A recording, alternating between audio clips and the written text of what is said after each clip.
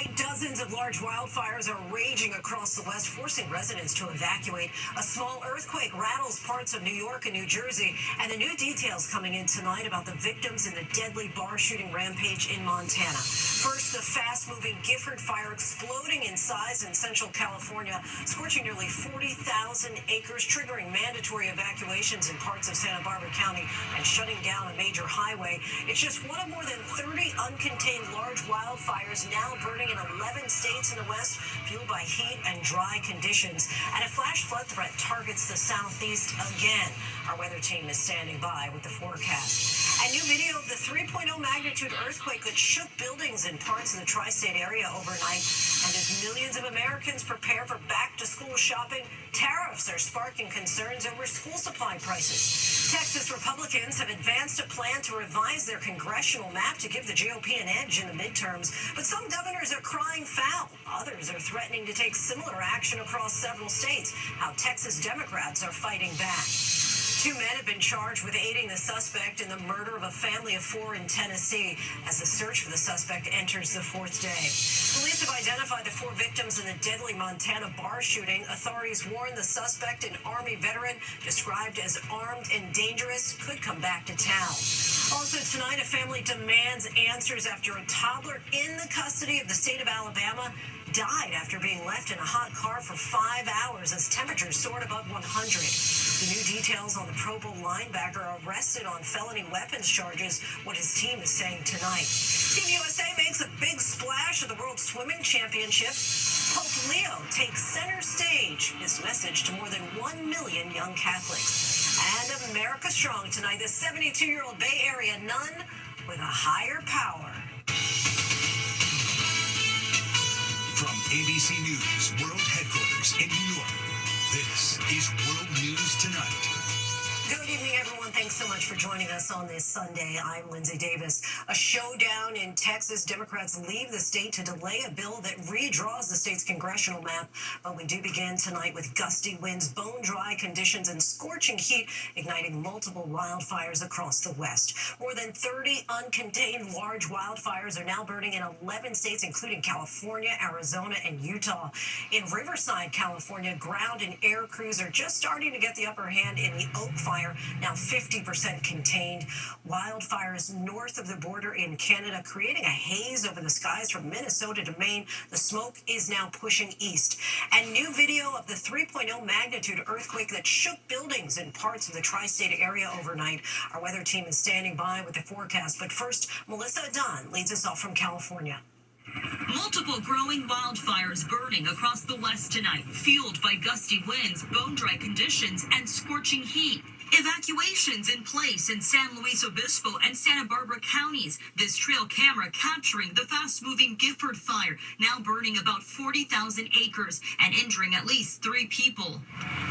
In Riverside, east of Los Angeles, ground and air crews getting the upper hand on the Oak Fire, stopping the forward progression. Flames and thick smoke spreading across parts of Arizona after authorities arrested a driver for allegedly starting the Kirkland fire. Communities in the surrounding area now preparing to evacuate.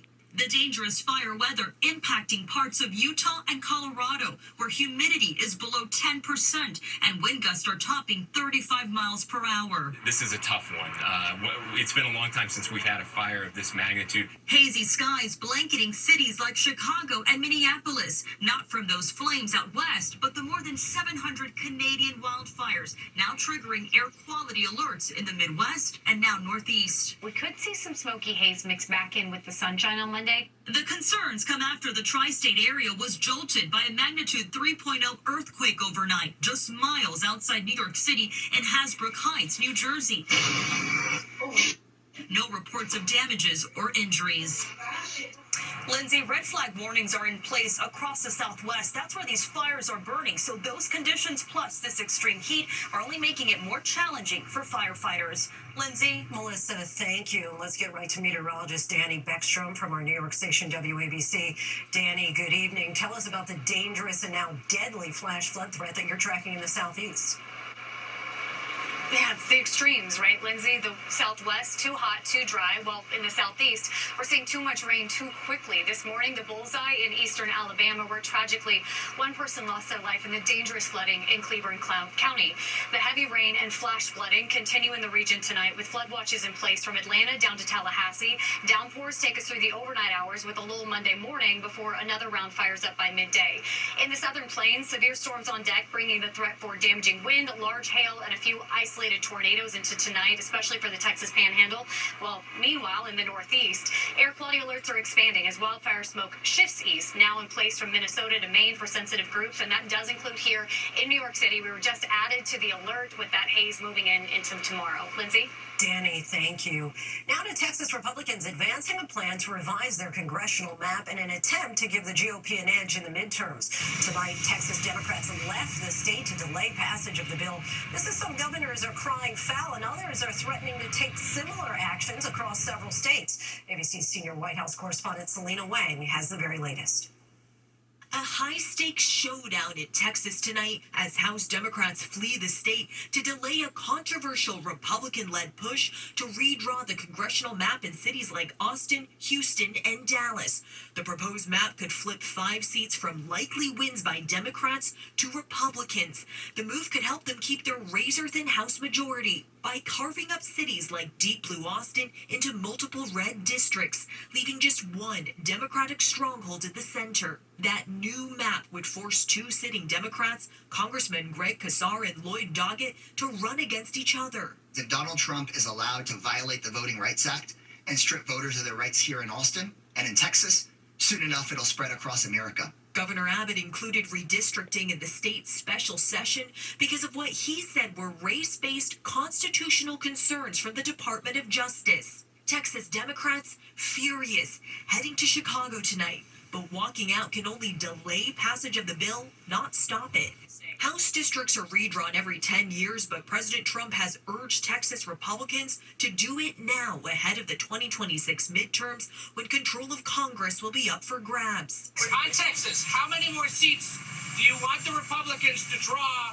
5. This is an authoritarian move by the White House to try to make sure that they can rig the election, the midterm elections, in 2026. Some Democratic governors are threatening to retaliate.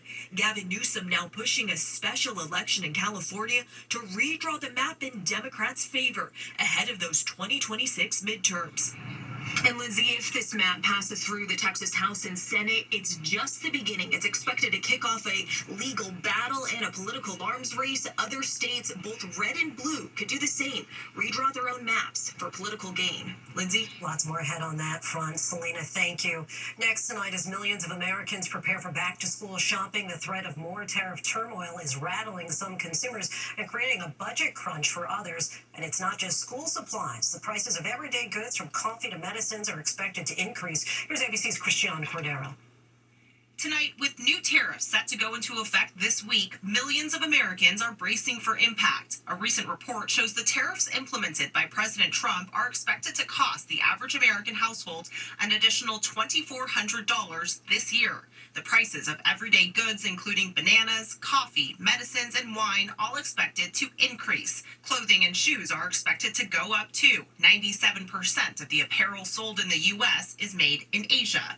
And it comes as back-to-school season gets underway. More than a dozen states offering families some welcome relief with a sales tax holiday on certain items. Shoppers in Iowa taking advantage of the deal this weekend. It's a little bit cheaper for families to get the things they need, so I feel like it's important. The trade war also impacting small businesses like Ann's Diner in Port Huron, Michigan, which relies on a boost from Canadians crossing the bridge to eat breakfast before shopping at American malls. I have not seen a French Canadian in here all summer, and we are a tourist town. Ann Lake telling our Steve Osunsami this has been her worst summer in 30 years. Actually, quite funny thing is I think I made more money during COVID than this summer. The administration insists the tariffs will reshape global trade and boost American manufacturing long term. Today, adding a number of major trade deals are locked in and unlikely to change. We have 8 deals that cover about 55% of world GDP with our biggest trading partners, the EU and Japan and Korea and so on. And I expect that those matters are more or less locked in. Some economists warn the combination of elevated tariffs and slow hiring could push the U.S. towards stagflation. Last month, inflation ticked up higher than expected, while a new jobs report showed hiring was weaker than expected. And Lindsay, now all eyes turn to the stock market tomorrow.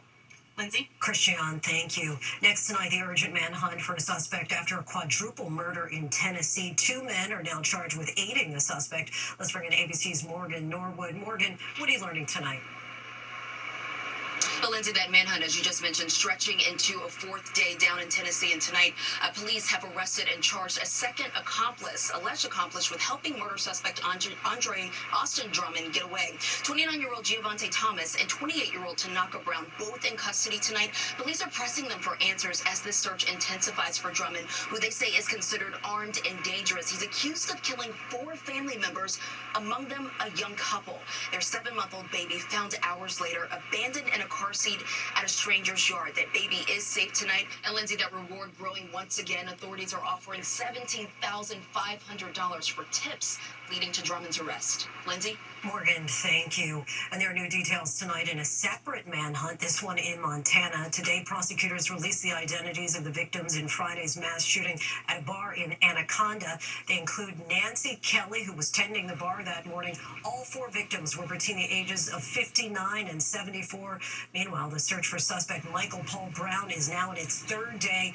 Authorities are concerned that he might come back to town.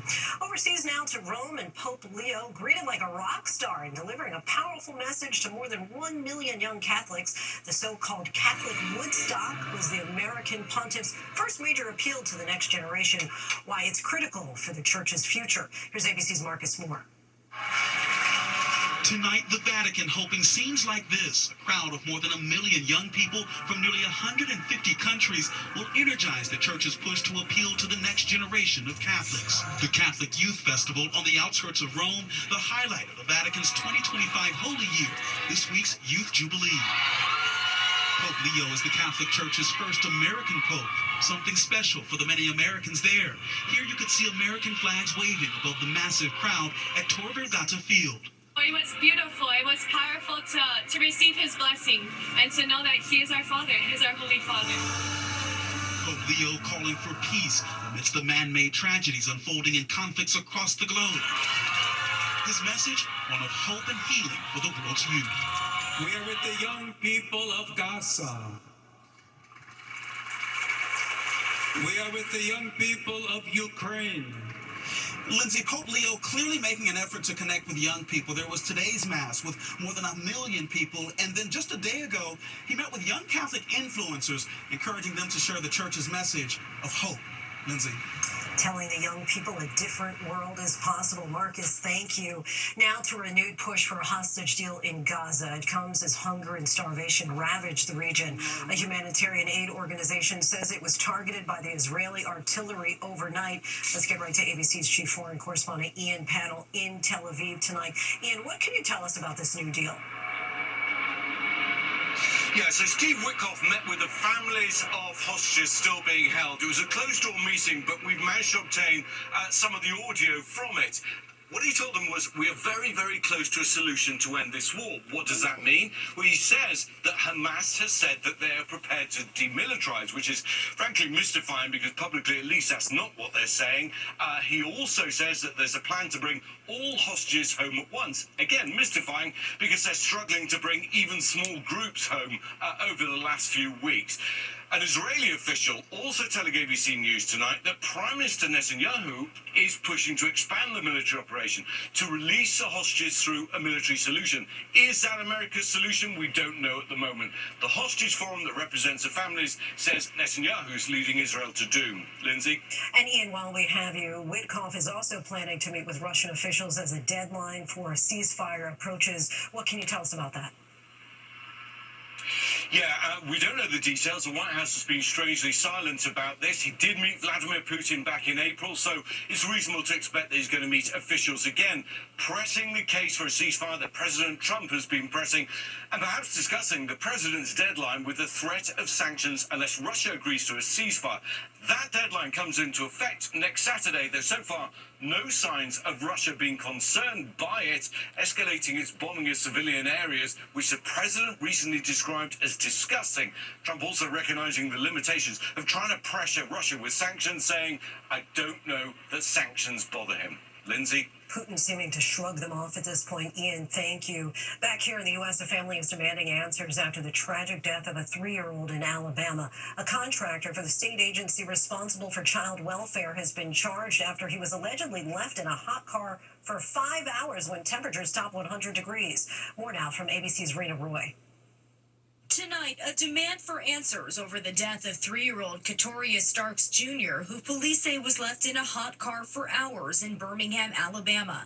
The young boy, whose nickname was KJ, laid to rest this weekend. It hurts. It hurts bad. It hurts deeply because they failed him, and it makes me feel like we failed him as well. Authorities say officers were called to the scene of an unresponsive child back on July 22nd, saying KJ, who was in foster care, was accidentally left in the car while in the custody of a contracted worker through the Alabama Department of Human Resources. That day, a heat advisory was in effect with temperatures in the 90s, the heat index topping 100 degrees for several hours. The Starks family attorney saying the car was like a furnace and that KJ was left inside for more than 5 hours while the caretaker was at home after taking him on his weekly visit to see his biological father.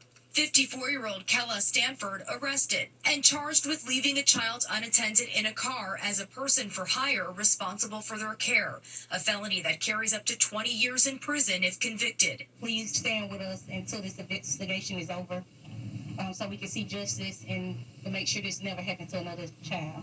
ABC News has reached out to the Alabama Department of Human Resources for comment, but we have not yet heard back.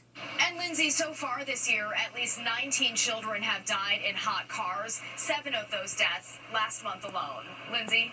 Rena, thank you. Still ahead on World News Tonight this Sunday, the death of a beloved Hollywood actress. A traffic stop turns into an arrest on felony charges for an NFL linebacker, and a moment not seen since the 1400s. Next tonight, felony charges against an NFL linebacker. The Chargers' Denzel Perryman now held without bail in Los Angeles. Authorities say they found 2 assault-style rifles among 5 firearms in his car during a Friday night traffic stop. The Chargers say that they're still gathering information. His agent says Perryman's advisors are working with legal counsel. In eastern Russia, more of nature's power on display. A volcano Russian scientists say was dormant 600 years erupted overnight. Hours later, an earthquake triggered tsunami warnings. Scientists say both events may be connected to last week's 8.8 magnitude quake in the region. When we come back, the United States makes a big splash at the World Swimming Championships. Back now with some sad news from the world of entertainment. Lonnie Anderson, best known for her role on the comedy WKRP in Cincinnati, has died. Anderson made it big when she took on the role of sassy receptionist Jennifer Marlowe at the fictional Cincinnati radio station. She was also known for her personal life, which included a marriage to fellow sex symbol Burt Reynolds. Lonnie Anderson was 79. At the World Swimming Championships, the U.S. saved its best for last. The women's 4x100 medley team broke its own world record in today's final race in Singapore. Regan Smith, Kate Douglas, Gretchen Walsh, and Tori Husk bested the old mark by 29 hundredths of a second. When we come back, a real case of sister power on display. Finally, America Strong. The Bible says I can do all things through Christ who strengthens me. One nun took it to heart. Sister Pat Farrell has always prayed for strength. It's just that now she does it a little more literally. I like to think that I'm carrying on part of our tradition in service of others for the gospel. The 72-year-old nun is a member of the Dominican Sisters of San Rafael in California. She lives here at this convent and has just taken up weightlifting. For the past 4 months, faith and fitness for her have gone hand in hand here at the Yard, a gym she frequents in San Francisco. And they really grew over these 4 months. It's really amazing. Her gym mates and trainers are impressed. Absolutely blown away. Man, that she made an impact. These are my gym bros. She initially started training to improve her health. She's now taking it to the next level, competing in her first powerlifting competition, benching 77 pounds and deadlifting 160 pounds, which is more than her body weight, winning first place for Masters women in her weight class. Perhaps answered prayer, but thanks so much for watching. David is back here tomorrow. I'm Lindsay Davis. Good night.